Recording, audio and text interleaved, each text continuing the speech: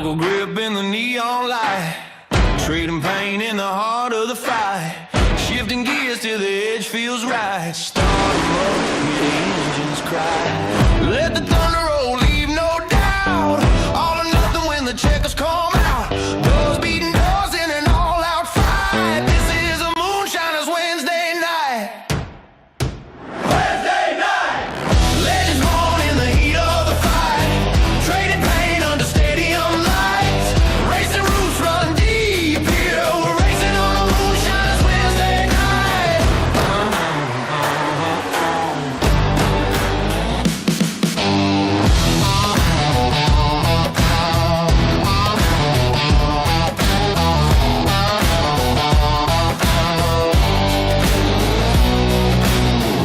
Every track has a story to tell.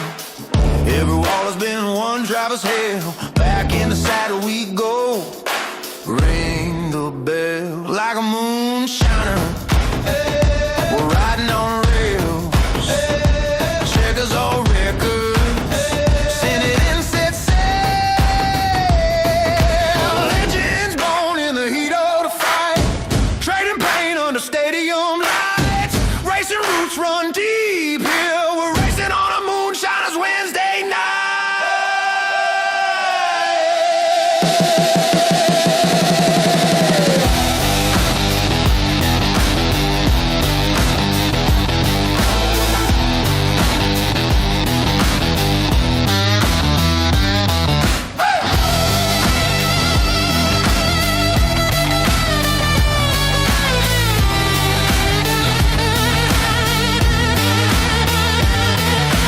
This is a Moonshiners Wednesday night.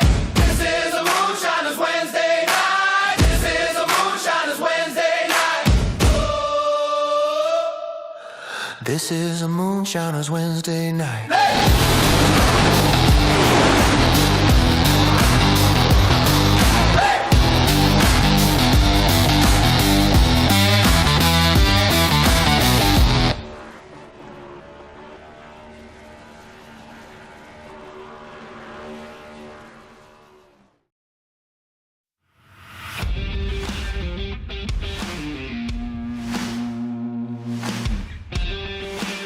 Tonight, the field looks to shine like all-stars.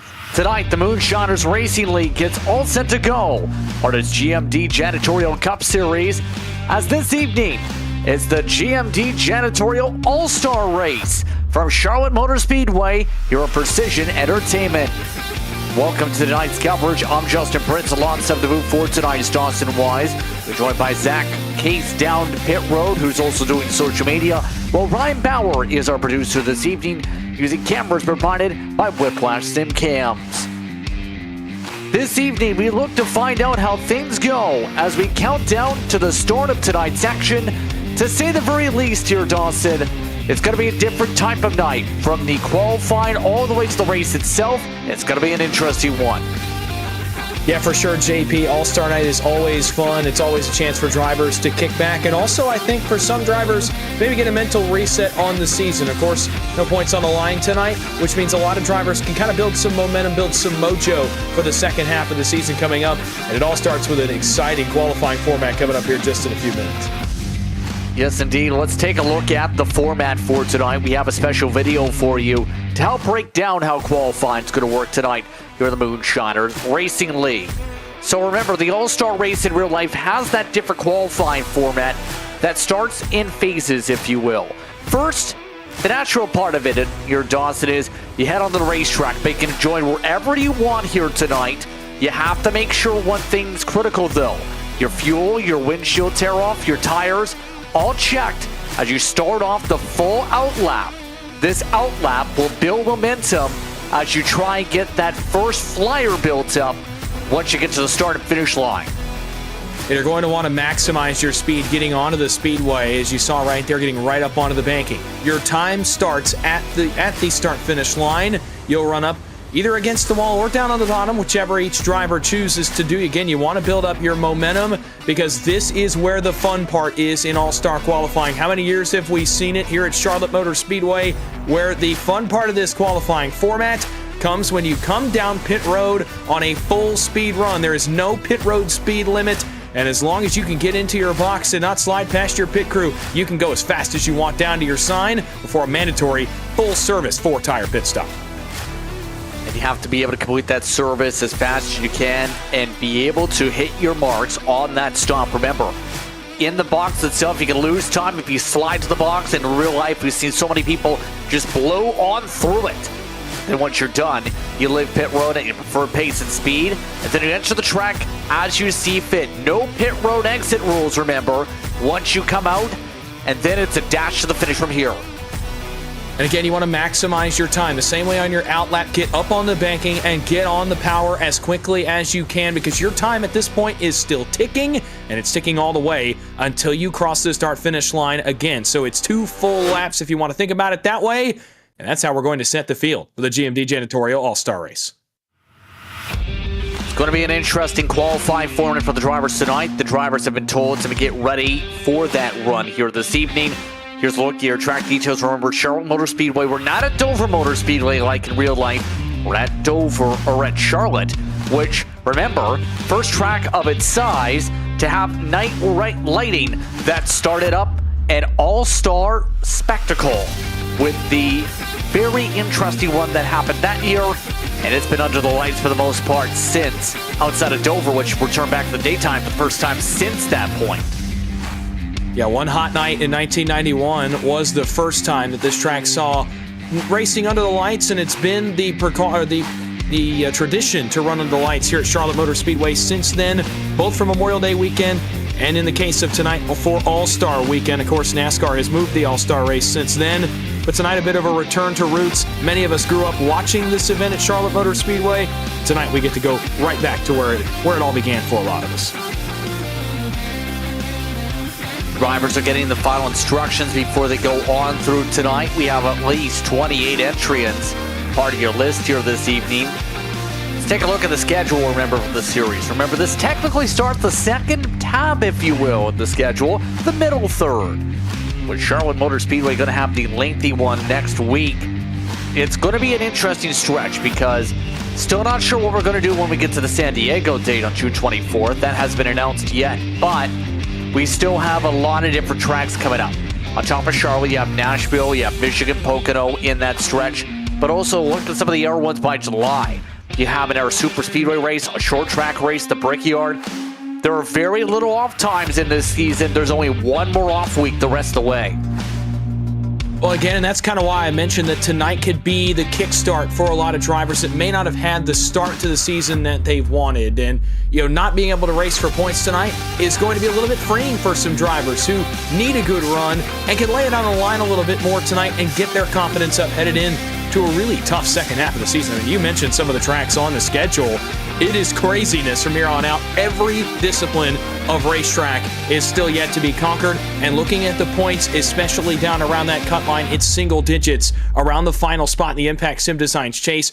A number of drivers have had really good starts to the season. Bowie, Murray, Coffey, Fetter Place, Matt Cox, and others.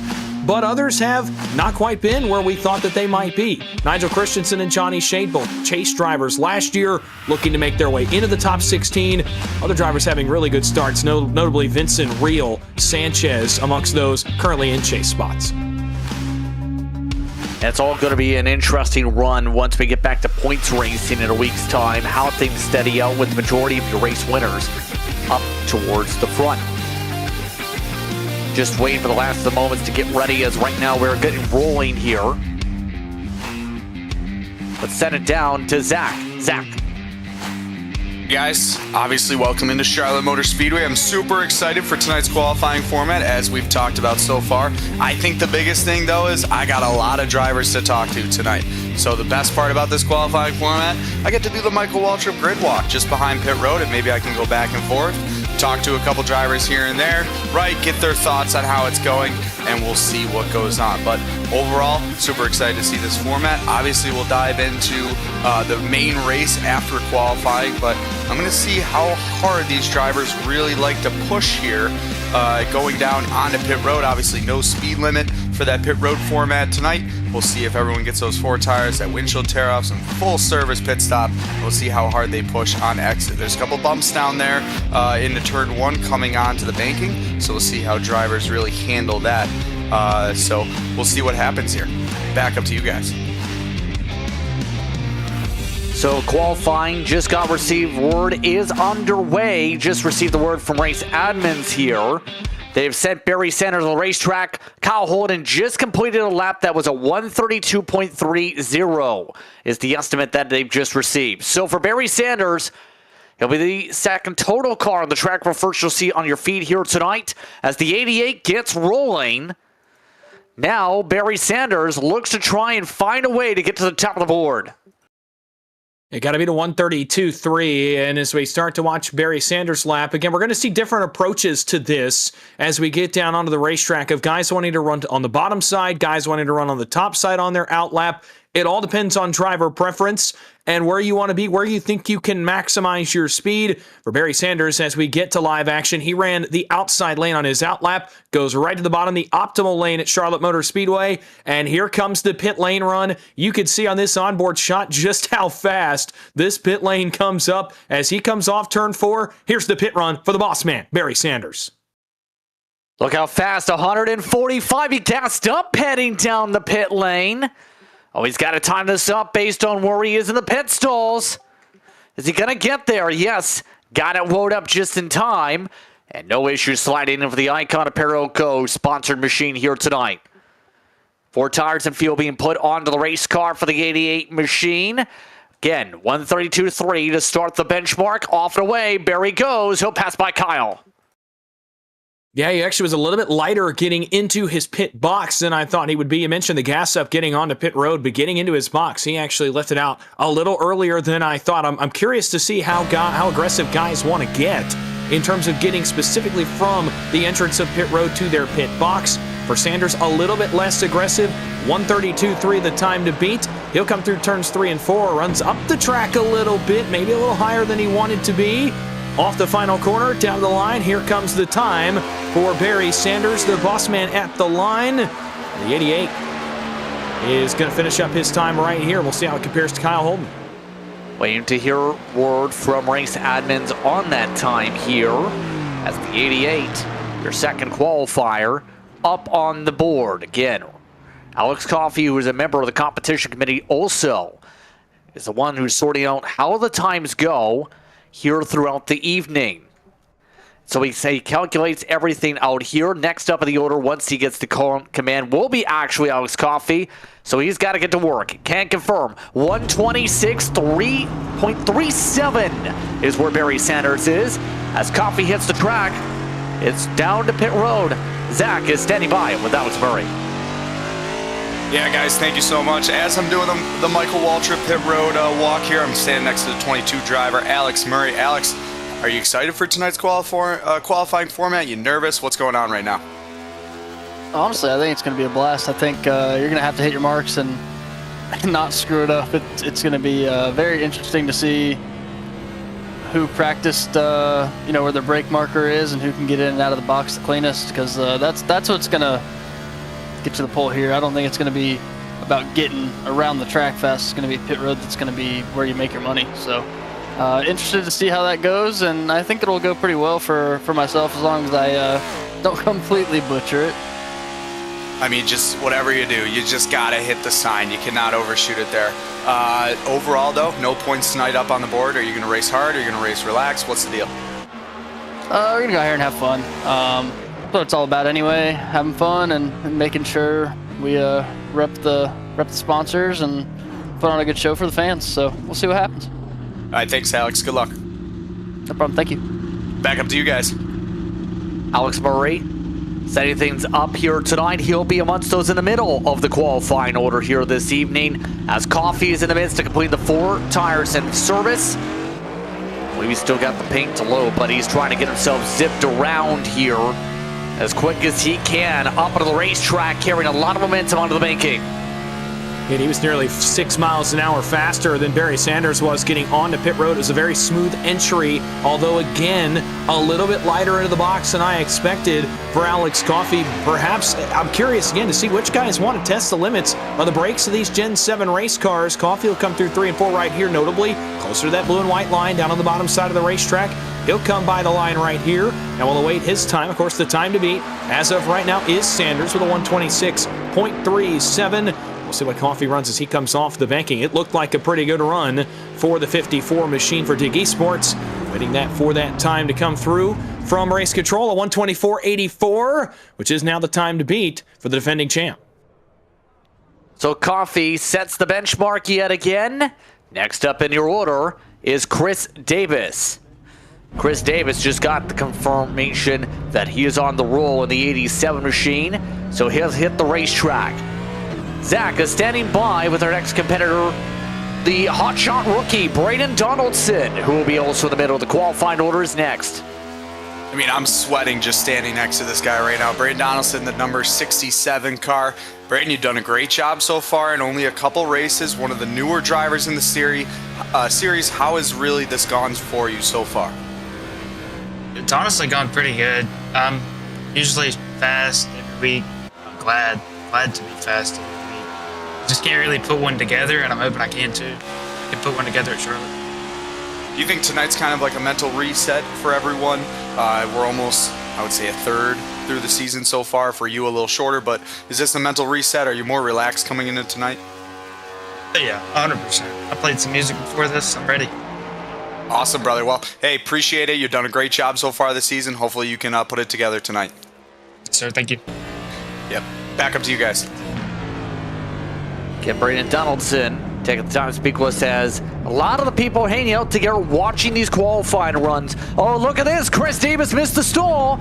And our first mistake of the evening, the 87 slides on through.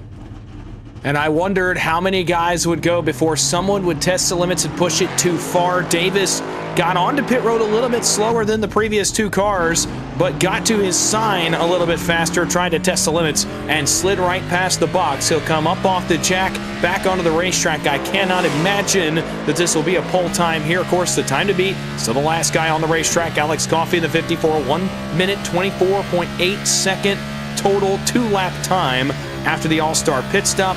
Davis will come around and complete the lap here. By the way, gorgeous red, white, and blue GMD colors on his 87 tonight. Some of the guys embracing the patriotic paint schemes a week before we come back for the Memorial Day festivities next week at Charlotte. Davis across the line. We'll await his time in the 87. Technically speaking, it is Memorial Day week. It is on Monday, correct me if I'm wrong. I'm Canadian, so I don't know the exact date. I know it's holiday weekend is what I'm trying to say. There's a lot of excitement for that, obviously. But in all seriousness, Davis got a 127.28. Obviously lost time, and that would put him third unofficially on your pylon. Next up in the order, Brendan Bowie, a car to watch here tonight. He's good on raw speed. Taking some time to go, and he'll take the launch. Off and away goes to 51. Curious to see what the approach is here for Brandon Bowie, a multi-time winner already this season. He'll come right up on track and go right to the fence. We've seen a couple of guys want to stay down towards the blue and white line. Coffey, notably, who ran that quick time, went right to the safer barrier. That's what Bowie is going to do on his outlap here as well. As he works back down towards turn 3, he will begin his lap at the line, and we'll see how aggressive he is. Again, I'm curious. We just saw Davis. Well, there's the aggression right there. He got the wall off turn 4 on the outlap. Obviously, you don't want that. And here we go. Time is ticking for Brandon Bowie now on the board. 51 built up some slow build for the tire pressures. Didn't get to the blue line, though. He's a little bit tight. Yeah, just a little bit here out of grip is the 51. He'll come down pit road right here. How aggressive will he be? He just stood on pit road and watched Chris Davis boot the sign just a little bit. Here comes the pit run for Bowie. Down towards the barrels, got really close. How about that speed on pit entry? He'll come down to his sign. He'll get a little bit less aggressive down towards his pit box. He's in on the sign. That was impressive for the multi-time winner here in 2026. By the way, he is dealing with technical issues. That's why you see him going off and on here at the moment. So the 51 having some issues, the worst possible time. Service off and away. This might impact his time depending on how these conditions work for him when he gets to the stripe. He carried more than 155 miles an hour into the pit lane, by the way, the best out of everybody. While this work, he's using a higher angle up for the banking. Yeah, curious to see how this affects the lap time in terms of the technical issues. He used the higher lane again there on, as he did on the outlap. This time goes down to the line. He's still about a couple of feet off of it. There's several different ways to run turns 3 and 4 at Charlotte on some of these new banking configurations. Obviously with this Gen 7 car, past the line comes Bowie. An impressive time getting on pit road. We'll see what the time on pit road combined with those technical issues yielded for the 51. Time coming in now from the race admins. Bowie, 124.93, 900ths off of Coffee. So that puts him about second on the board. Coffee still provisionally at the top of the board. Different look for Paul Gallimore here tonight. He's going with the white and blue look with the red numbers, so the American patriotic scheme, if you will. Again, Coffee, Bowie, Sanders, Davis, Holden unofficially scored inside the top 5 so far in terms of your order. Holden's time the slowest in the 132.3s. Coffee in the 124.8s. Oh, and this is different, and Gallimore's in the wall. That's going to kill his outlap. Yeah, a couple drivers in a row getting the outside wall, trying to get a little too much out of it in the center of the corner, trying to throttle up and carry as much momentum as possible, knowing how important that momentum is getting onto pit road. Now, with how All-Star qualifying works, you can make that time up. A wall hit, not going to penalize you the same way it would, say, on a flyer lap at any other racetrack. This format is so unique that now Gallimore can make it up right here. Here comes the pit run into the brakes. He slides the back end sideways, getting on pit road. He's still out of control as he works down towards his box, just about as quick as Bowie. On the brakes goes Gallimore, down to his sign. Davis missed it. Bowie hits it. Gallimore slides right through the box. Front tires on the line. He'll have to back up. He has to back up twice, and that will likely kill the pole effort for the 11. He wasn't the quickest coming into the lane either, mind you. He was off by about 5 miles an hour to what Bowie just did. Let's see where Gallimore stacks up in turn as he's off and away off the jacks. Zips his way onto the racetrack. In the 11, sliding those rears also. Paul Gallimore, solid speed in 2026. He's in the top 16 coming into tonight for reasons. And right now, Gallimore looking to see where things stack up. At the very minimum, a lap like that, compare that to, say, Barry Sanders, would be good enough for middle of the pack. Kyle Holden still at the bottom. Oh, and Gallimore bottomed out hard, way up the track on the final time around. And the 11 definitely see times tumble here. Let's see where things stack up for him, as that was not a great secure lap at all for Gallimore. The time coming in is, as Kyle Holden tabulates that total for the officials here, a 129.57, second slowest so far, Dawson. It's dead in the middle of the pack for Gallimore pretty much in terms of what we're going to expect to see out of guys later on in the night. We'll see how it holds up as more guys get on track. And, you know, hitting the wall in the outlap didn't help. Getting loose on the exit of pit road didn't help. And certainly backing up twice in the box didn't help either. On track now, Chris Cornett has had really good flashes in his first season in Moonshiners competition. Looking to break out tonight at Charlotte in the All-Star race with the Walmart colors aboard that Toyota Camry. So as Walmart hits the racetrack, let's talk with their driver. Zach is with William Owens. Well, I'm standing next to Chris Cornett's teammate, William Owens, of the number 30 car. Owens, hey, great night tonight. No points. You're 17 points so far outside of the cut line. How is the first third of the season going for you? Well, it's been a tale of two halves. The first half was really good. I actually exceeded my own expectations. Got, 3 top 5s out of 4 races? And then I got murdered at Darlington, and it's been a struggle ever since. So it's been a 50-50 so far. And now no points tonight, obviously, with the All-Star race. Are you having fun? Are you ready for your lap? Are you nervous? What's going on? I'm excited. I always like it when things are different, and I like that we're throwing it back to the way the All-Star race used to be, the way it should still be. There is my teammate, but anyway, I wouldn't say nervous, but I'm definitely excited because this is a really cool qualifying format, and the All-Star race is a classic, man. I'm looking forward to it tonight. Well, don't slide that box, brother. Go get them tonight. We'll see you later. That is the hope. Thank you very much. Yeah, back up to you guys. This might be the bottom of the board for the 83. Walmart went for a spin, our first spinner under braking, Dawson. Yeah, he tried to get way too much getting into the box there, and I can't imagine it's the last car we'll see have some issues getting into the box rather than getting on pit road. I'm still curious, actually, if anybody's going to get out a little too far and get the pit barrels that are right there at the end of the pit road, right about the commitment line. So for Cornette, a tough break, although I will tell you, as he bottoms out too, gets the outside wall, knocks the safer barrier as well. So a disaster lap gone worse for Chris Cornette. I will tell you this, though, JP, the recovery was pretty impressive to back up and get right on the sign in one try, all in reverse. So Cornette having a hard time even slowing it up here. Nick King next up in the order. Cornette 130.76, so it's actually not the slowest. He's still second slowest now on your board as a result of all those slide arounds. So the 12 being told they're good to roll. Toyota tonight for Nick King as he has the Warrior machine set up. I believe he's switched setup backing here now with this Toyota. Yeah, red, white, and blue colors on that car as well for Nick King as he starts his lap as well. Again, another patriotic Memorial Day paint scheme for Nick King. Imagine we'll see a bunch more of those next week. This one looks really, really good, by the way, as it rolls by under the lights, shining under the Charlotte Motor Speedway lights. He'll run his out lap right here, and then it'll be pit stop time for Nick King, although he has watched a couple of guys slide through the box in a row before him. As Nick King builds up his lap, let's send it down to Zach again. He's got Paul Gallimore.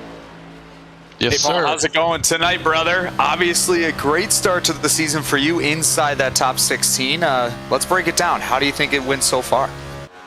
It's been a mixed bag. I've had some good runs, some bad runs, some shitty runs. So it's been a mixed bag, but it's been fun. We'll, we're getting ready to get into the heart of the season here as the summer starts to warm up, and hopefully we can continue to do, at least push forward. That's the main thing. You never know how these things can play out. Tonight should be a lot of fun. Hopefully, that's what I'm looking forward to right now. Learning a little bit for next week. Well, you're the first driver I've talked to that already was on track for their qualifying run. How'd it go? What was your thoughts? Were you a little nervous? Just give me the breakdown. Nah, not nervous. It's supposed to be fun, man. We never get to hit a pit road, going balls out like that. So that was fun. That was great. It was just a blast. Overshot it a little bit.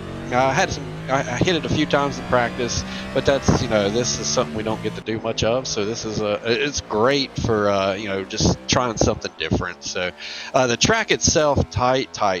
She was definitely not set up for this, but other than that, it's still, man, I can take nothing away from it. It's fun. It's just fun just to, you just got to try to not die on those barrels. We're trying to make bets who's going to die on them barrels coming off here, hitting pit road.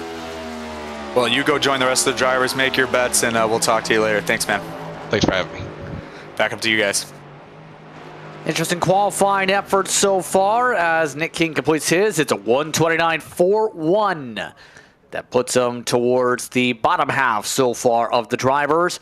Next up on the racetrack, Mark Sanchez currently on the bubble for the postseason in the battle to try and get into the chase. And right now the 29 taking his time with the tires here before he gets up to temperature and up to song. You got to maintain the pit road speed until you get off the initial run off pit road. Then you can rejoin the track, get up to the outside, and kick up your qualifying lap. He's going to run right in the center of the racetrack. You're going to see drivers, again, tackle this out lap different ways. Alex Coffey, the current pole sitter, went all the way to the safer barrier, but other drivers have wanted to run a little bit low. It's all up to driver preference, driver comfort. Some drivers think they can find some speed. Sanchez ran the middle in 1 and 2, moved up a little bit in 3 and 4, and now begins his time right here at the start-finish line. He'll make his pit run next time by. You talk about being on the bubble for the postseason, sitting on the pole for the All-Star race, being in contention to win it. Certainly a good way to jumpstart a potential run in to that chase in about 15 races from now. Let's find out how this is going to go on his entry here as Sanchez Oh, he's hitting the brakes already. That is something that a lot of people haven't necessarily done here. A little bit slower on the entry by a couple miles an hour. Can he get the box? He's trying to carefully get to it. I think he's missed it by a mile. Yes, he's missed it by several stalls. Yeah, tough break there for Sanchez as he overshot it a lot. He actually, like you said, almost backed up the entry a little bit. You see drivers do it on corner entry, but not necessarily on All-Star qualifying entry. He picked up 20 miles an hour on pit road in a straight line. Unfortunately, carried too much into the box. He'll go down and away, but again, missing it by that much. He likely will be at least mid-pack right in the 127, 128 range. So Sanchez hits the racetrack after the mistake. Let's find out for certain, though, what he's going to do. Remember, one of the major things we've seen characteristics so far tonight is just continuously 3 and 4. The car right about here does not want to turn. I think he's letting it roll. Oh, it's a little bit tight for Sanchez, as this will be the end of his lap time here. So Mark Sanchez will come across the stripe, and somebody tell him the lap is over. Yes, it is. It's a 130.4. Let's send it out to Zach. He's with Nick. And Nick King just hopping out of the car after his qualifying session. Nick, how was it, brother? Did you have a lot of fun? Were you a little nervous? Really break down that lap for me. Honestly, it was fun. Whenever I saw that they were going to do this, I got super excited just because it's bringing back the old days. A little bit nervous. I hadn't really practiced it much, but like my mom said, she's like, you should be pretty good at that, because I always am speeding down pit road to try to repair damage, because I always get caught in everything. So A couple chirps from your mom there. That's pretty funny. But overall, now looking ahead to the race, are you excited for it? No points on the board tonight, obviously, with the All-Star format. So really break down how you're going to really set up tonight leading into next week's point race. I mean, I've been running some officials this week, so I've been really testing with the car and seeing which is best, what I need to do. My big thing is I've got the speed, it's the accident avoidance, and trying to keep from getting caught up in something. I'm excited for tonight so I can really test the car and see. I'm trying to push the car to the limit just because this is a bit higher than what I usually run in the officials. So hopefully we can get a good finish tonight, set us up good for next week. Well, let's keep the car clean tonight, Nick. And overall, I wish you the best of luck and good luck, and we'll see how you do. Absolutely, appreciate it. Thank you, Nick. Back up to you guys. Nick King rolling his way off from a solid place so far in the order. As you can see Nico Garcia, your boy Nico, is hitting on the racetrack right now. Where is he going to land? Here he goes. Flying into the pit box. He's sliding the rears, and Garcia just about hits the stop, but looks like he did hit the stall in the different look Elwood designed his car. He did hit it right on the side. How impressive has Nico Garcia been in his first season, by the way, in this series so far this year? Of course, picking up win number 1 several weeks back at Kansas. And now tonight, man, slides the rears out of the box. He is getting after it on pit exit. It was a good outlap, a good entrance to pit road. He hit the sign. He's got to have a good outlap. You talked about turns 3 and 4. I'm noting it for later in the main event as well, about how tight the race car has gotten on that end of the racetrack. JP, we're going to see that come into effect when these guys are all in a pack as well. If it's affecting them right now, add some dirty air into it. It's certainly going to affect these cars later on. Garcia hits his line, though, puts his rights on the middle seam, off turn 4, down to the start-finish line. That's about as clean as it gets for Nico Garcia in the black, red, and white number 8 tonight. We'll wait for his time to be tabulated by the race admins. 124.88 for 100s off coffee, but awfully close to pole time. Blistering quick for the 8 machine. You would expect that for one of the best in this run. But now, one of your top drivers also in the point standings this season, Alex Murray, is ready on track. Right now, Coffee, Garcia, Bowie, Sanders, Davis are your top 5. King, Gallimore, Sanchez, Cornette, Holden are your 10 that have hit the circuit so far. Murray taking the time to heat up the tires a little bit at least. And we'll find out how he does. Of course, Alex Murray, one of your top drivers, the points for a reason. He's got 2 wins. It'll be sweet to win the All-Star race to add to that. Heck of a rookie campaign for Murray again in 2026 amongst a really impressive rookie class that we've seen come to life in the first half of this regular season here at the Moonshiners Racing League, the GMD Janitorial Cup Series. Of course, Murray, one of the gems of this rookie class so far, a couple of wins over the course of the first 12 races of this season. Looking at an all-star race win to his resume so far. A resume that, by the way, puts him top 4 in the point standings coming into this non-points week. As he'll work off turn 2, he, like his stablemate Alex Coffey, went way up towards the safer barrier on the outlap. That's what got Coffey the 124.84 that still sits top of the board. Here comes the pit run for Murray, the 11th car on track. No one has yet hit the barrels. How about that entry? But can he hit the sign? Getting on the brakes, the Shamrock Camry down to his pit box. That's about as good as it gets for Alex Murray. That might be one of the best entries, in fact the best, because he carried more than 165 miles an hour on the entry. Murray completing his service. The Shamrock Auto Care Machine looking to fly as off and away goes Murray. One of the early stalls here too, and he'll hit the racetrack immediately. It goes right to the safer barrier again, similar to Coffey, goes right to the wall and then arcs that car down to the blue and white line. It's all about carrying momentum in turns 1 and 2. And over here in turns 3 and 4, it's will the car stick the quick line down towards the bottom? Where does Murray opt to run? He'll go right down to the blue and white. Will it stick? He's in the throttle. It's going to. Right up over the seam. Murray off turn 4. And I'd be surprised if this at least doesn't contend, if not win, the provisional pole for now. The time will come across for Murray, but that was impressive. For the Shamrock Camry, we await the time from race admins. It's a new pole time, 124.74. Alex Murray. Expected that with the way he entered that pit lane. One of the drivers that's up the board right now, Nico Garcia, standing by with Zach. Yeah, Nico Garcia just got out of the car, going P3 quickest now after Murray's lap time. Nico, how did it feel going down pit road there? Oh man, it was really fun, man. That was a blast. I wasn't expecting to do that well. I didn't think I was actually gonna make my pit, so I'll take it. I know Murray just put down an absolute heater, man. That kid's phenomenal. So it was fun. It was I had a great time, and I was just trying to go. You got to be perfect, man, especially around some of these guys. So that was great. I mean, you're one of the newer drivers to the series. Obviously, you got that win at Kansas earlier on in the season. How'd that win feel, and really, how are you setting up the rest of the season? Yeah, win feels great. Anytime you grab a win and be as good as we were that night, you aim for that every week. But yeah, same thing. Just trying to be consistent, race up at the front, stay away from the penalties, stop. Don't start in the back. And well, brother, keep going.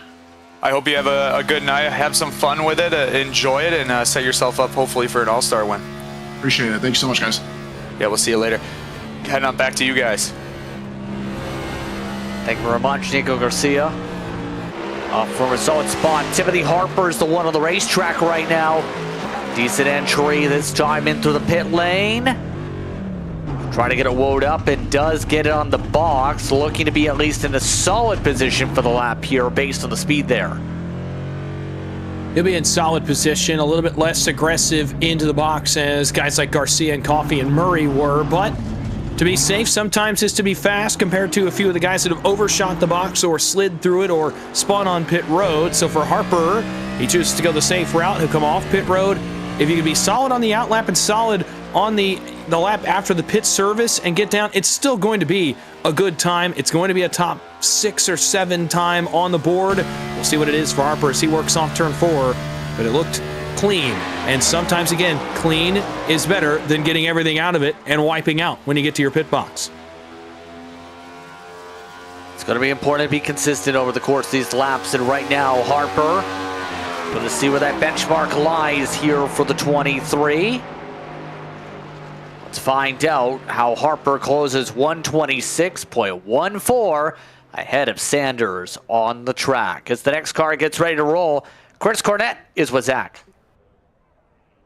Yeah, thank you, guys. Chris, obviously not the best qualifying time, but did you have fun doing it?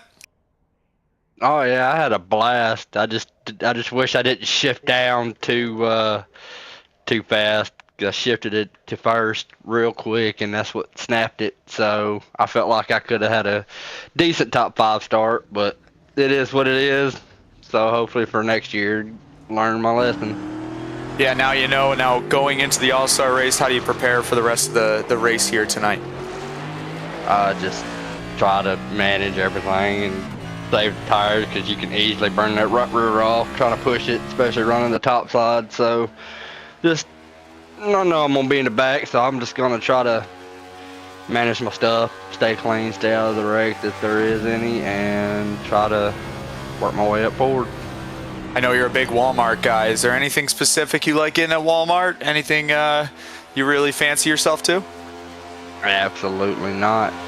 I just work there, and not a big fan, but it is a job. So like Alex made me that paint as a joke, just messing with me, and it actually turned out pretty good, and I said I'll race it.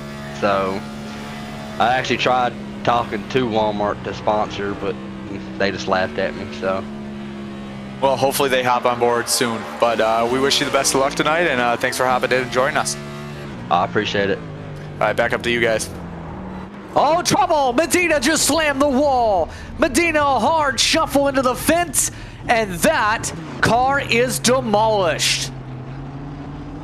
Yeah, similarly to Cornette, who Zach was just talking to, shifted down a little too early. You worry about Medina doing the same thing. Cornette went right, Medina went left. The tires grabbed and pulled him to the left. You're on board with him here. We saw this happen right in the center of pit road. You're going to see the lights on his dash as he goes to shift down. The car gets out from under him, and that is a monster hit. And I don't believe he's going to be able to finish this qualifying effort at all.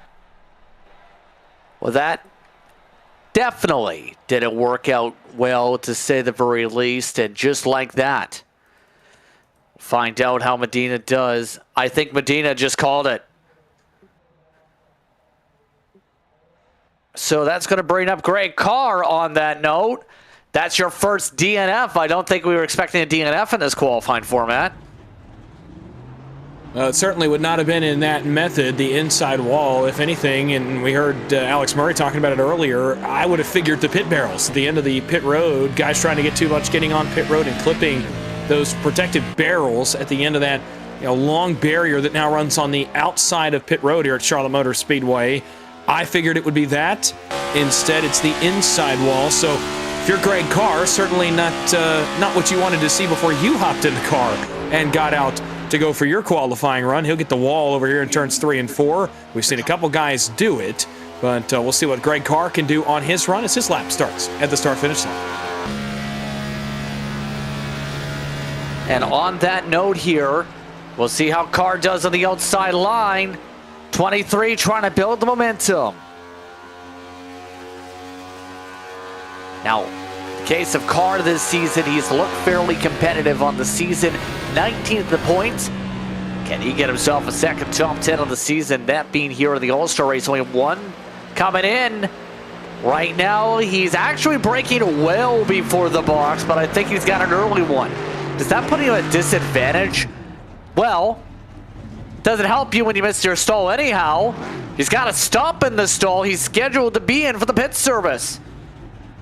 And actually backing up, he goes back past the pit box, so certainly going to cost him some precious time. And you talk about being at a disadvantage. It can be on one hand, but on the other hand, you could build that speed getting off pit road. The pit speed limit does not apply, or rather the lack of speed limit does not apply only to entry. It also applies to exit, so you could gain that time back on the exit run-up if you have an earlier pit box. So for Greg Carr, he's going to get a little more time on the exit than perhaps some other guys did. He'll go right to the bottom of the racetrack and finish up this run, but obviously sliding through not once but twice is going to harm the time for him. He had to brake early and still slid all the way through, even a full box past his own. So Carr looking to finish things out. The Floridian from the top of the racetrack avoided any of the bottom out this time at least. 185 at the start and finish line. Let's see where Greg Carr's time shuffles him to. Just into the second half of the order at the moment. It's a 135.6. That is actually your worst on the board. It's a tough break, too. Again, I think that early box did not certainly help. Then sliding through it a couple of times did not help either. So a couple of things holding back Greg Carr there. And next on track, it's the hotshot rookie. Zach talked to him earlier. Braden Donaldson New look aboard his Pay RVA Toyota this week, red, white, and blue, and he begins his outlap different from the way that we saw both Alex Murray and Alex Coffey run. Of course, another Dig eSports entry. Most of them have run up against the wall, and Donaldson is shaking the car down the straightaway, trying to put heat in the tires. That's a new one as well. We've not seen many drivers attempt that strategy yet either.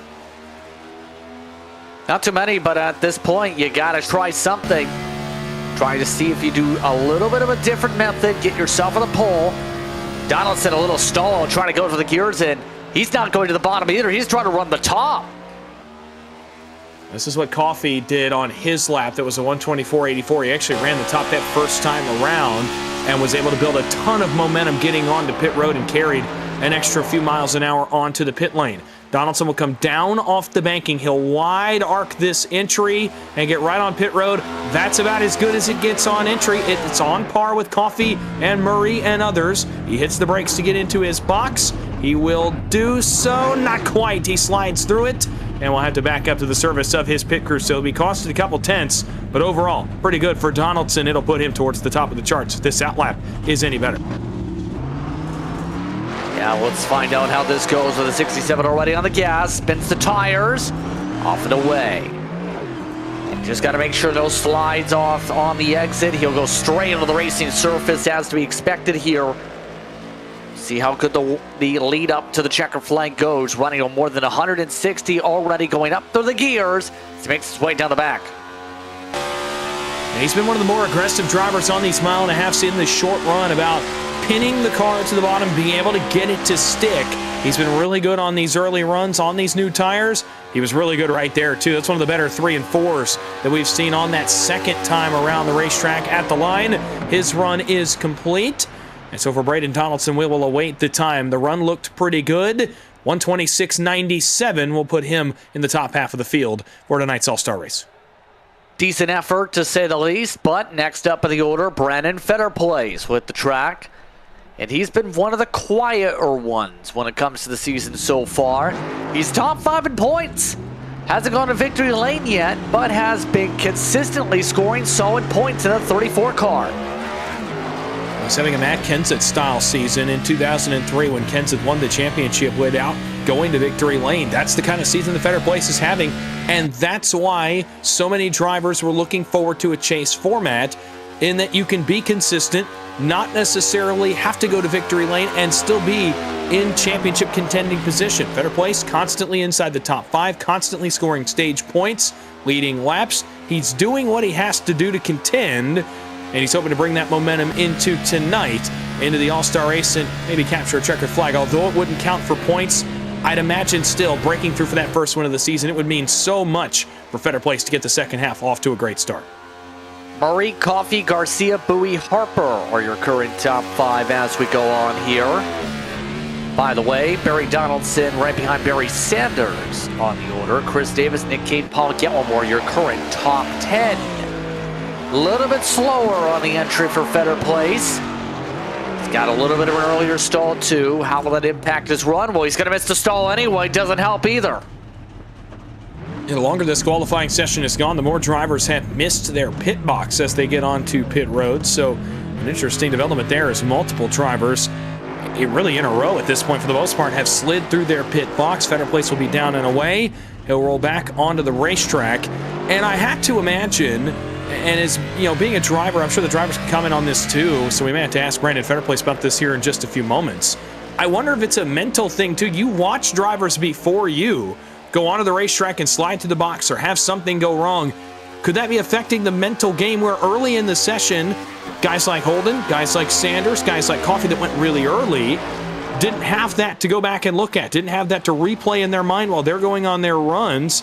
All they had to do is go out there and run the racetrack, whereas now guys have watched driver after driver after driver slide, spin, miss their pit box. I wonder if that affects the driver's psyche as well, as we see more and more miss the pit service. Fetterplace across the line, 127.61, still a respectable lap for him on the charts. It'll be close to the middle of the pack as well. Decent effort for him, and he'll pull off to the side and get sorted out. Next up, Jim Treat is due up in the order. Oh, and this is a very early stall here too, actually, for this run for the 6 machine. going to be a little bit more trickier to try and get a good qualifying effort. He will have a decent lead onto the track after, though. Again, it's a bit of a trade-off. You're obviously going to have to be going a bit slower when you hit the pit entry line or hit your brakes a little bit earlier than some other drivers did, but the trade-off will come when you can gas up and have a little bit more momentum on that second part of the flying lap when you get back onto the racetrack. Treat actually going to slide the tires around a little bit as well. We saw Braden Donaldson do this just a moment ago, trying to put heat in those tires in order to give him some grip. He's going to give the wall a love tap there in turns 3 and 4. We've seen several drivers do that tonight. He'll start the flying lap right here and run his pit run next time by. I'm curious to see where he runs over here on this end of the racetrack. Like several that are towards the top of the board, including the top 2, he'll choose to run the safer barrier on this flying lap. He's already got a couple scrapes to the wall with this qualifying effort. He's already hitting the brakes. Not going to push too hard on the entry. Treat. 150 at the cone and straight to the brake. He's got to turn it. Oh, he almost spun it and still stopped it. He got into the box. A bit of an interesting strategy to get into the box, whereas we've seen several drivers take a little bit straighter line. Jim Treat actually goes for more of the traditional pit road entry where you turn it hard left to get into the box, got on the brakes first, then turned the car into the box, and actually got him stopped on the sign. So interesting there to me. The Treat goes with a little bit of a different turn in, and it gets him on a better trajectory to make his sign, not slide through the box, not be trying to turn and hit the brakes, not sliding the tires. Impressive from Treat. It'll likely be in the top half, top quarter of the field. It'll be close to the mid-pack area again, but a good run nonetheless, a clean run for Jim Treat. Just keeping it calm in the middle of the racetrack, right on top of the seam there. Speed at the line actually going to be solid in the 184 mile an hour mark, but let's find out where the time goes for the 6 for Jim Treat. It's really good. It's a 125.5. Put him up inside the top 10 at the minimum. Good effort put up by him. As next up, standing up on track side, Zach Scott Brandon, Fetter Place. Yeah, standing next to Fetter Place here, obviously doing a great job so far this season in terms of the point standings. Missed his box though. Brandon, how was pit road? I guess I should have practiced a little bit more. I was just going for it. I mean, these guys are really fast and they put up some really good times. So, all you got to do is just, dig as hard as you can and just hopefully you come up with something good. I mean, what would it mean to you to get a win tonight? Get your first one of the season. I know it's not for points, but really set yourself up for next week and the rest of the way. I think it would be massive. I mean, I feel like if I could just break through, just get me that one win, I'd be able to, my season would get so much better and hopefully crack off a couple of wins after that. So, you just got to get the monkey off your back and keep fighting for it. I mean, we'll try to drag that monkey off of you, but you're up there in points and obviously doing a great job against some solid finishes. So good luck tonight. We'll see what you can do here in the All-Star race. All right, man. I appreciate it. Yeah, thank you. Back up to you guys. Brandon Fetter Place set up with a solid effort earlier. Now you see Nigel Christensen finishing up his respective run. Going with a different look here. Decent speed in. Early pit stall though, yet again. And he's going to miss it yet again by a stall. And he wasn't helped by the issues he had on the exit of pit road on his outlap. Either half spun the car a couple of different times, had to get that thing back rolling, so he was already behind the 8-ball and now misses the pit box. Trying to make up for it on the pit lane was Christensen. New colors for him tonight, all white with green numbers. The green and red logos, Corridor Automotive on board that Camry. Really slick under the lights. Not going to be the time that I imagined that he wanted, but nonetheless he will come around to complete his flyer lap right here after the issues on the exit of pit road. But a long main event coming up later tonight to make it up for Nigel Christensen if he can get it finished up clean. It's all about luck sometimes when it comes to an all-star race. It's going to be interesting where Christensen goes on the board here today. A little bit tight on the exit, and he's in the wall. Christensen stumps into the fence, keeps going. That's going to be a much slower run down the front than most of the others. So the 20 may have a little bit of a lower mark. Yes, it's a 130.92. Nigel Christensen taking a hit there with how he handled the corner. Next up in the order, Jeff Chandler making a rare appearance in this series tonight. Barry is going to be standing by in moments or so from now. Interesting that you make a debut, Dawson, in the All-Star race. Well, imagine it's a little bit less pressure to make your debut in the All-Star race for a guy in Jeff Chandler. Why not make your debut tonight? There's not as much pressure. There's no points on the line.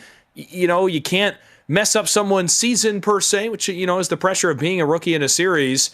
So why not? I feel like it's a little bit more freeing to make your debut in a race like this, and you can also go out there and be a little bit more free on the racetrack, be a little bit more willing to make some bigger moves and try to make an impact in your first appearance. Jeff Chandler refused to qualify. He is electing to start at the back tonight. Wayne Bowen hits the racetrack in the Martin Sports entry. BMP back in here as he'll hit the circuit. Zach is coming up with Barry Sanders. Yeah, let's talk to the boss man, see how he did down on pit road. Barry, what'd you think of your time there? For the limited amount of practice that I had, it wasn't too bad. I just want to make sure I didn't spin it on pit road. I'll tell you that much. So I think it was all right. It wasn't too bad. Not as fast as some of the other guys, but for, like I said, the limited amount of practice that I had, I think it went pretty well.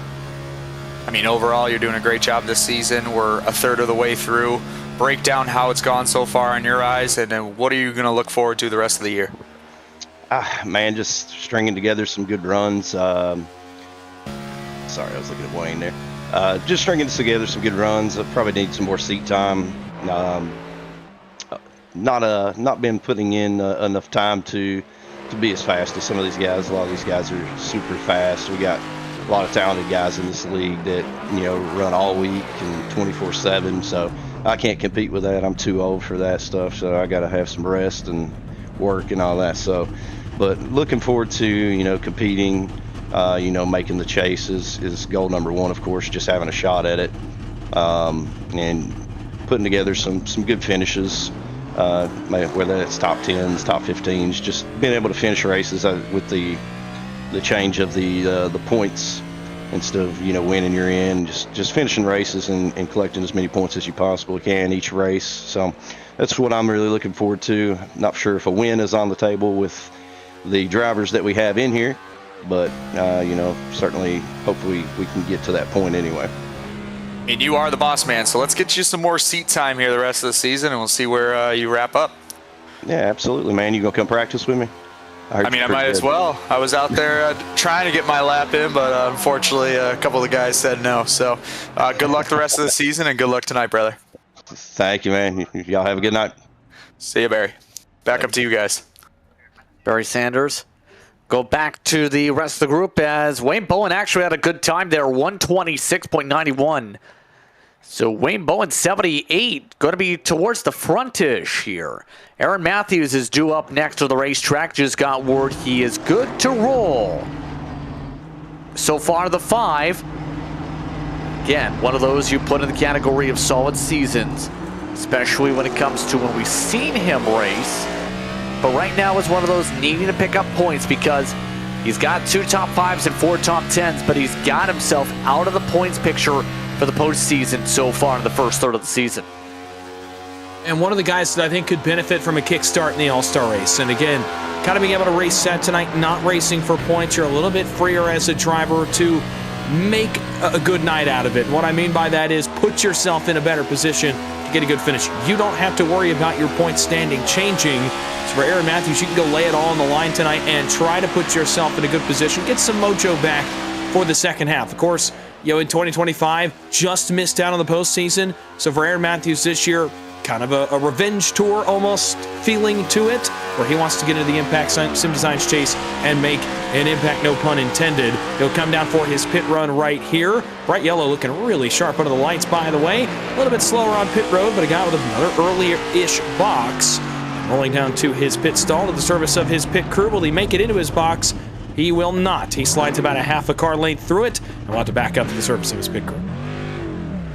Our mistakes seen in This is a trend with every single driver just about that's had an early pit stall. They managed to miss the stall pretty easily. Wayne Bowen, I think, one of the few that hasn't, because he was up at the top towards the times, was one of the first pit stalls in terms of the entryway. But for Matthews, look at how much he can jet out, already at 120 by the time he hits the banking. Yeah, again, the trade-off is you have a little bit more runway to get this outlap part of the flyer lap going, and he gets some really good speed here down the back straightaway. He'll be almost to the 185 mark. In fact, he'll be just over it by the time he enters turn 3. With the car stick, he chooses to run a little bit higher, and that's going to wash him into the outside wall, and he got it good right there on the exit of turn 4, so that will scrub some speed. He'll come to the line just over 180 miles an hour. We'll await the time for Aaron Matthews. Was pretty good into the box, had the minor slide through, had a really good outlap and exit of pit road, and it's a 129.47 for the aero entry, Aaron Matthews. Doesn't work for him, as let's send down trackside again. Zach's with Nigel Christensen. Yeah, standing next to the driver, the 20, Nigel. What'd you think of that qualifying run there? It was actually a lot of fun. I struggled on exit, getting up to speed, and then I kind of just compounded into a bunch of mistakes, but I actually really enjoyed it. It was a lot of fun. Yeah, it looked like a lot of fun from pit road here. Obviously, yeah, a little wiggle coming out of pit road there when you left, but overall, not a bad performance. What's the goal now here heading into the rest of the All-Star race? Just try to be competitive, honestly. Just try to run up there and see how we do. We've been working really hard all week, and so we want to see where we stack up in this race for next week. Yeah, are you going to use the practice tonight in the race to obviously prepare for next week? Maybe change some setup stuff around with your team? What's the plan? Yeah, for sure. As we progress throughout the week, whatever we learn tonight throughout the rest of the week will impact kind of how we approach the race session next week. So this is just an opportunity for us to get a little bit better and get us as much track time as we possibly can. Hey, what do we say? Let's put the number 20 car up there in the top 10 tonight and see what we can do. Yeah, that's the goal. All right, back up to you guys. Thank you, Nigel. Nigel Christensen right now set to start outside said top 10 as we go. But William Owens is the one on the racetrack at the moment. Not bad on the entry, believe, for the 30. We'll see how well he is on exit, though, as off he goes. Off to boost his way forward, Owens. He has speed, it feels like. He just has zero luck. If you rate it out of 100, he'd have a 0. And sometimes that can derail a season. You can have all the raw speed in the world, and sometimes the racing gods just don't look favorably upon you when you're out on the racetrack, and that feels like what it's been for William Owens, a guy who we have mentioned so many times being so impressive in his first season and has had great runs, has built really good nights at times in the season, and something happens that just completely derails it. So for Owens, obviously looking to get that mojo going in the right direction, get the momentum going, and maybe pick up some luck along the way. Across the line there, 127.67, a really good and respectable time for the driver of the 30, William Owens. Alex Murray's time continues to stand at the top of the board here. William Hochschild will hit the racetrack next. Hochschild will start getting the 38. Let's send it down to Zach once more. Yeah, standing next with Nigel's teammate, with Tim Harper, the number 20 machine. Harper, good time so far. How was pit road? It was fun. I enjoyed it. I'm glad we decided to do this. I think everybody's enjoying it. I think I just should have entered pit road a little faster. I think I was like 20 miles per hour slower than Murray, but yeah, first time doing it. It's pretty fun. I mean, at least we know that we won't be going that fast in the actual race when we hit pit road, so that's a huge thing for you. But now moving forward in the race, right now you're P6, it looks like. Obviously you're having a good point season too. What's really the focus heading into the rest of tonight? Just to have fun, not be too stressed like every other week. Don't have to worry about the top 10 streak this week because it's not a points race, but hopefully we can get some good data and come back firing here next week to try to continue that. But yeah, just try to have a good run and see if we can't win the thing. Well, I mean, you got a good looking car, you got a nice number. Why not just send it up to the front? I mean, we're starting in a good spot too. What's the strategy right off the bat? I haven't looked at the laps or the segments or whatever, but probably just save tires and try to get everybody in the long run. And hopefully we have a good long run car, and hopefully it doesn't get too loose. Hopefully it ain't too tight, and just settle for the long run. Hopefully not a lot of cautions. I mean, the good thing, I don't need to know about the format either, so hopefully you figure it out. I'm going to try to learn as we go here, but good luck tonight, Tim. Appreciate it. Back up to you guys. Timothy Harper having a solid effort earlier as the 38 top of the way missed a bit of the pit stall and entry. We'll see where Blake's time goes here with the goo car. And the early box drivers continue to struggle on this pit entry, having to hit the brakes way earlier than the drivers who are down at the far end of pit road. And Hochschild, another victim of that. He'll get the car to stick here in 3 and 4, though. Off of turn 4, it's still going to be a pretty good time. The driver of the 38, another part of this impressive rookie class. He'll come across the line, and we will await the official time for Blake Hochschild. Again, a brand new look for him. Neon Volt Yellow. This color looks really good under the lights. The time is pretty good as well. 129.62 for the 38. Put him towards the bottom half of the order as we have 4 more drivers left on the board. Those 4 that are due up in order: Matt Cox, Sean Rogers, Ryan Catalano, Corey Moore. And this might be another threat for the pole. Different look tonight. This is a new sponsor for Matt Cox, believe. It's Watchfire that's now in the car for the 00 for this evening. The number change is going to take some getting used to, not only for the drivers on the racetrack, but for us up here in the broadcast booth as well. So new paint, new number for Matt Cox. It's still the same old Matt Cox, I would imagine, in terms of the speed, although he will get the wall. Over here in turns 3 and 4, no harm, no foul. Seems like a lot of drivers have gotten up in that territory on their outlap across the line. Cox will look to get towards the top of the board. Again, the time to beat is still Alex Murray, 124.74 for the provisional pole sitter in the 22. With a couple of cars right back around that point, Alex Coffey is second on the board as they run right now. That's the provisional front row. Here comes Matt Cox for his run down pit road. Oh, he's in the wall again. This is not looking good for him, and he's crashing it. Will he make pit road? No, he will not. And our first pit barrel hit. And that's always been a threat when it comes to this track since they added the road course here. And our first driver that might not be able to pit, Matt's trying to get down to somewhere. I don't know if that car's going to roll, though. That car's demolished. And I wondered how long this would take. I will tell you, I'm not sure I had Matt Cox tabbed as the driver that would be the first to hit those pit barrels, but he got them a ton, and it shot that car from right to left across pit road. He will not record a time, and will start towards the tail end of the field.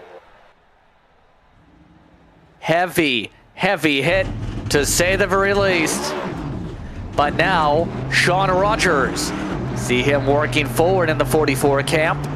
And now one of the beast mode machines. We could see an interesting one from him because he's always been a good racer on the mile and a halves. How will he qualify, though? I know the storyline gets a little bit repetitive, but note, no fancy color in the light behind his setup tonight. He's gone back to traditional behind that monitor that's in front of him there. So for Rogers, going back to basics, if you will. We've seen green, blue, red, but tonight, plain white means business, does Sean Rogers. Send it up pit road to Wayne. Yeah, guys, thank you so much. Wayne Bowen, number 78 car. Wayne, 2 starts so far this season. You're coming back here for the All-Star race.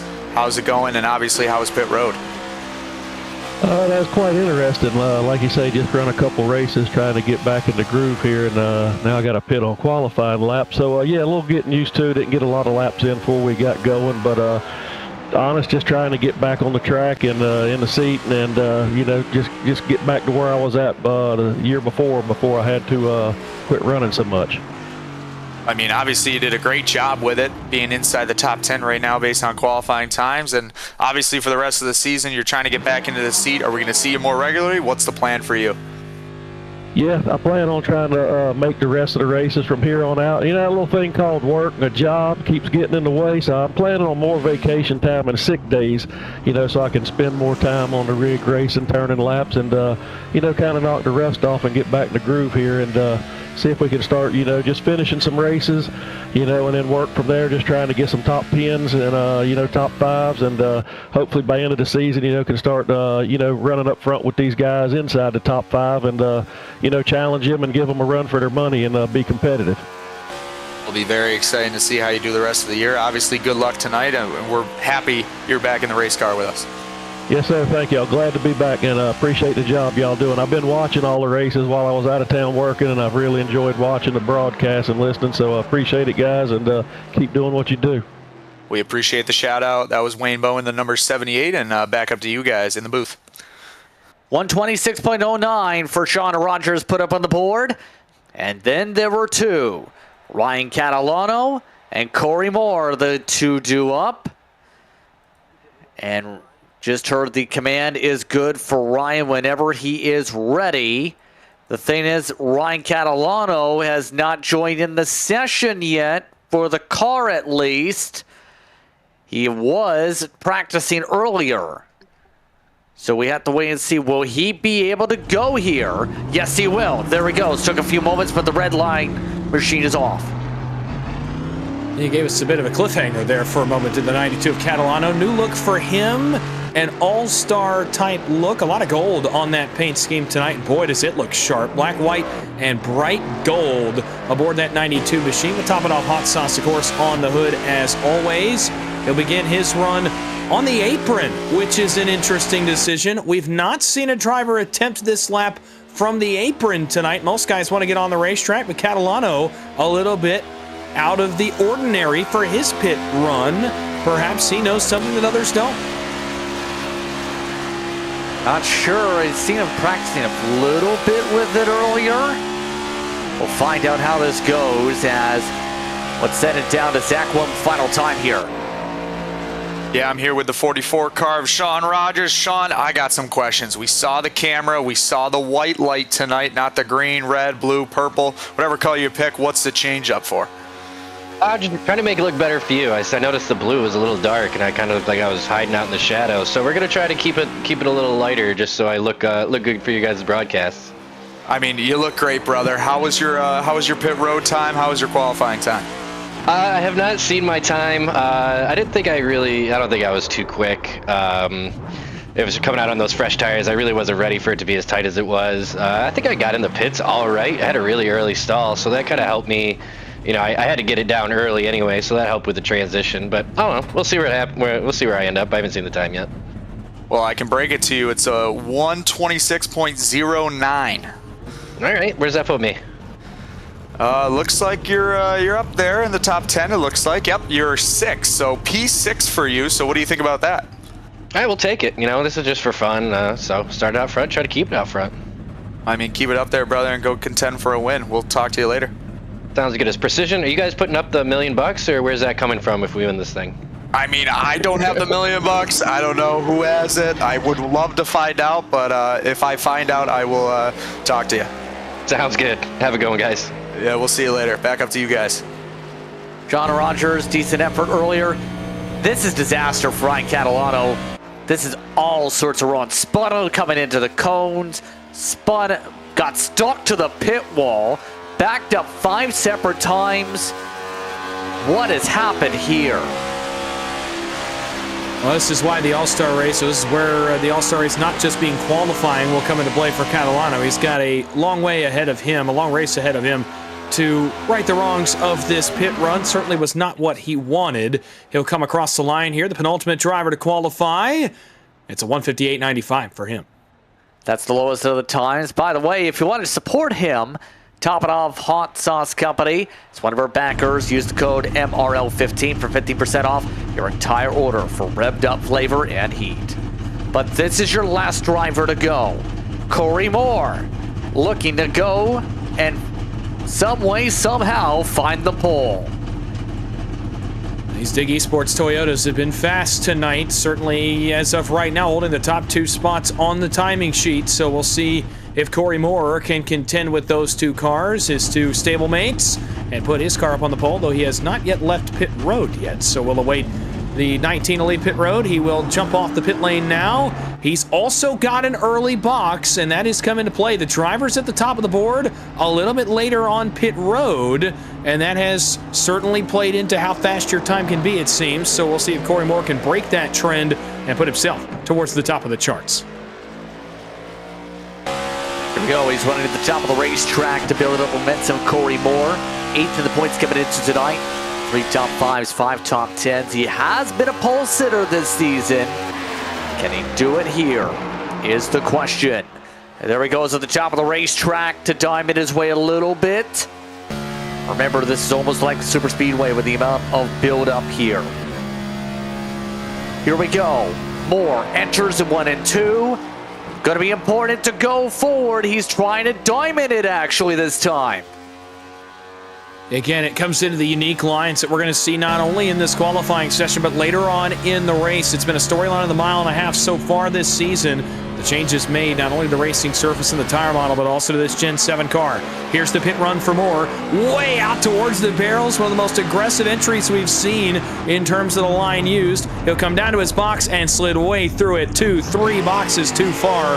And now he too, like Ryan Catalano, is pinned to the pit wall. Oh, this is disaster. Where is he going? He's destroyed the back of the race car. So this will not be a pole time. You can give it to Alex Murray, but for Corey Moore, at the very least, we're trying to finish the effort here. Yeah, tough break for him. Again, that early box bit basically every driver that was back this way from Christensen on back. For the most part, all of those cars had problems getting into their pit boxes throughout the course of this qualifying session. The early box proved to be a severe disadvantage for any driver trying to complete their lap. And did he get an instant penalty?